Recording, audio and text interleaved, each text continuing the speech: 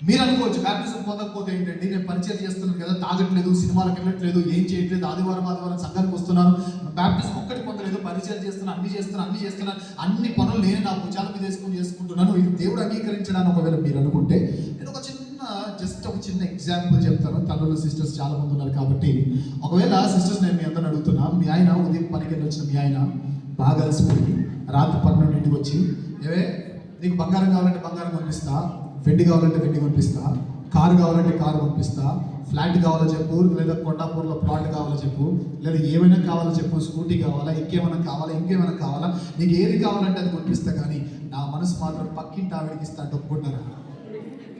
పోతే పోనీ తొక్కల మనసు ఎవరికి కావాలంటే, ఇంకా మీరు అసలు మీ అంత మంచి మనుషులు ఇంకా ప్రపంచంలో ఎవరు?